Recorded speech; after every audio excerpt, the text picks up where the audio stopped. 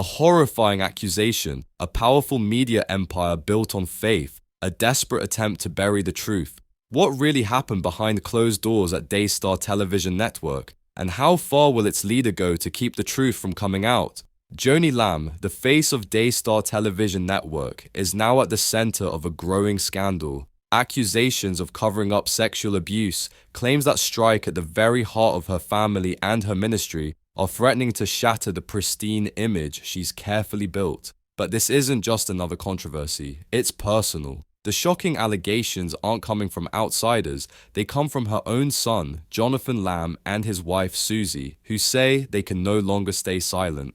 Joni and Suzy never expected their family retreat in Miramar Beach, Florida, in August 2021 to take such a horrifying turn. What they witnessed that day left them shaken and searching for answers. They claim to have walked in on a male family member and Daystar employee, Pete, in a disturbing and inappropriate situation with their 5-year-old daughter. As their accusations sent shockwaves through the Christian community, demands for accountability grew louder. In response, Joni Lamb has spoken out, but rather than addressing the core concerns, she appears determined to reshape the narrative in her favor.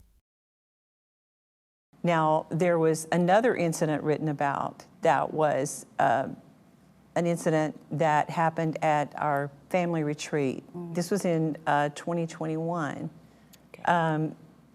We were all staying in this house together, and again, we do that once a year. And my 2 older grandchildren were staying in an upstairs bedroom, and it was a long room, and there was a bunk bed on one side, and there was another bunk bed on the other side. And so my grandson was talking about that he had the city view, and he was saying his sister had the beach view. Okay. And so one afternoon he was talking about that, and who they call Pete was in the room holding a 1-year-old baby boy, okay? And so Pete says, oh, so you've got the city view, and everybody was talking about, well, I'd rather have the beach view, and my grandson saying, no, I like the city view. And Pete said, well, I like the city view too.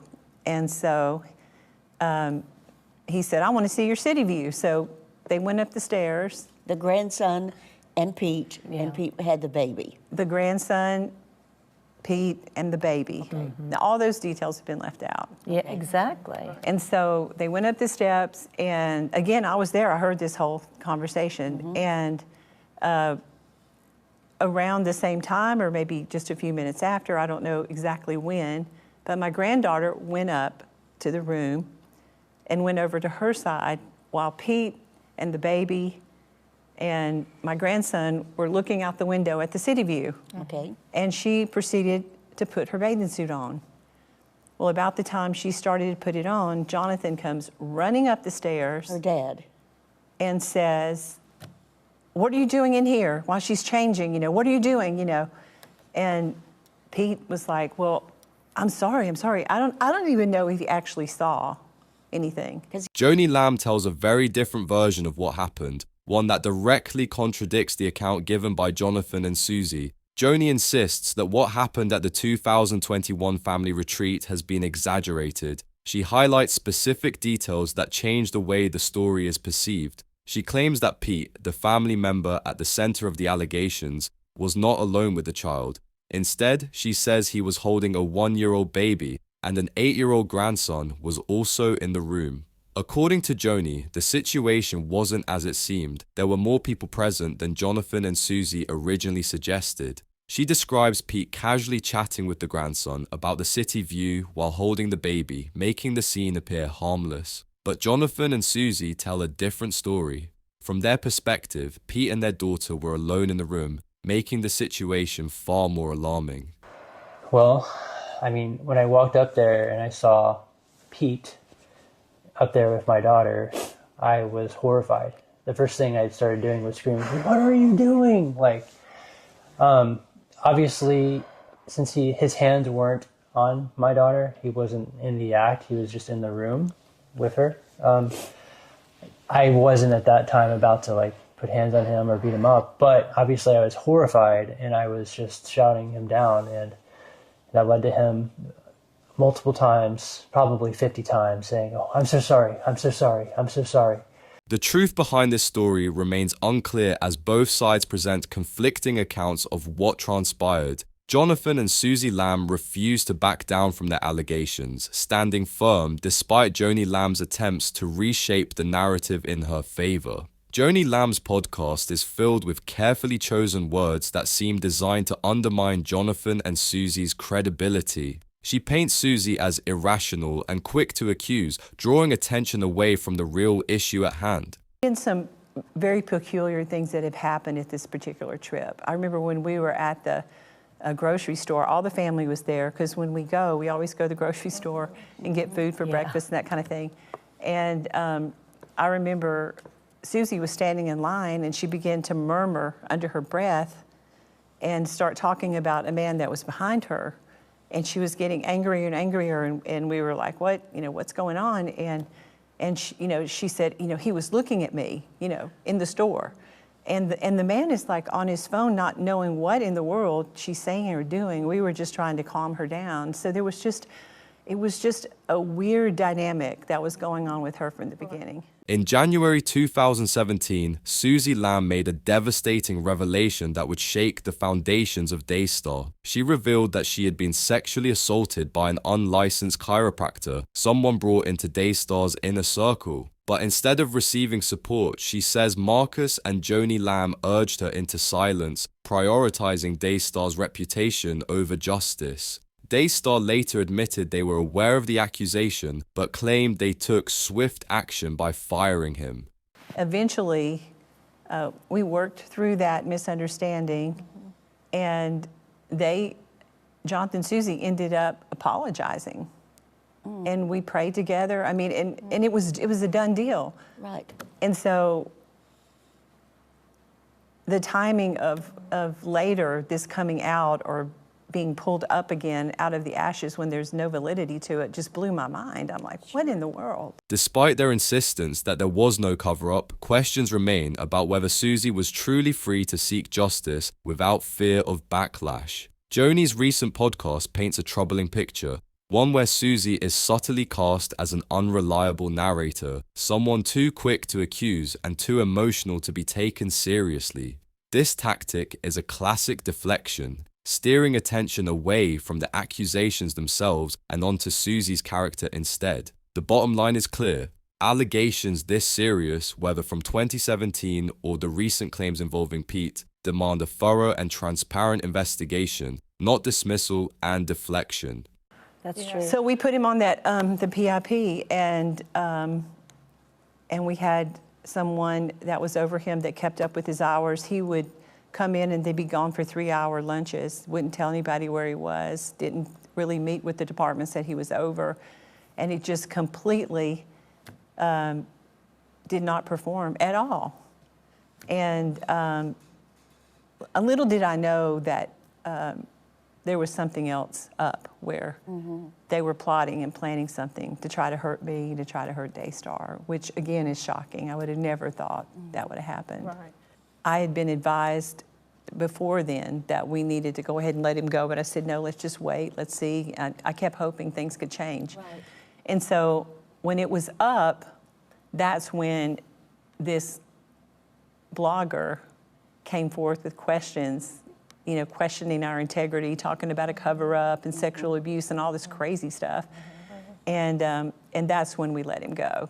Okay. But it was because the PIP agreement was up and he had failed miserably. It was from August through November. Julie, it's her due diligence to contact Daystar and my mother and the family members to get their side of the story. So she contacts them on Friday, November 15th.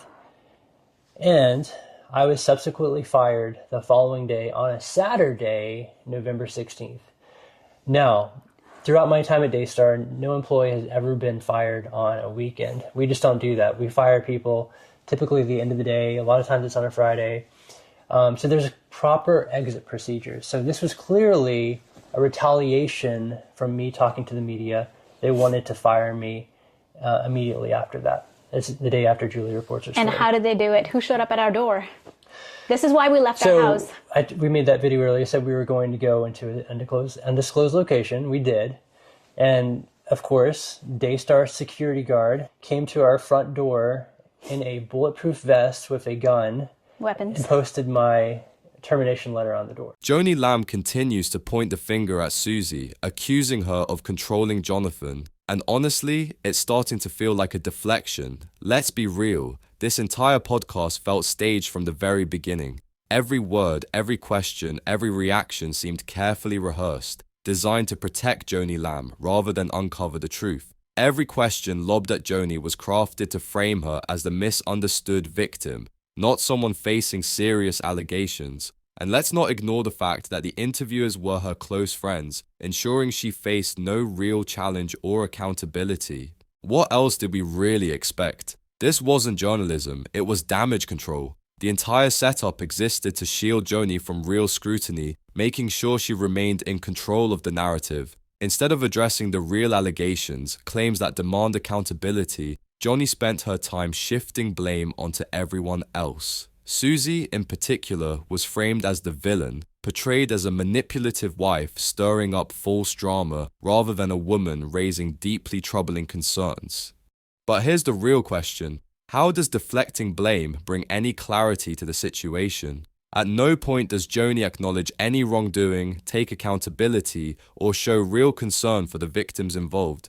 Her entire tone is defensive, as if the real issue isn't what happened at the retreat or the mishandling of the 2017 abuse claims, but rather Suzy daring to speak out. It's a textbook attempt to distract from the real conversation, the glaring lack of accountability within Daystar and Joni's role in maintaining that culture of silence. What we're seeing is a common strategy when scandals like this arise. It's the same old strategy. Surround yourself with loyal followers, spin a sympathetic story, and tear down the credibility of anyone who dares to challenge you.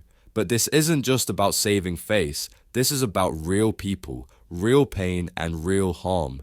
In a situation this serious, especially within a Christian organization, this kind of calculated deception isn't just unethical, it's dangerous. A church isn't meant to be a PR machine. It should stand for justice, accountability, and healing, not self-preservation at any cost.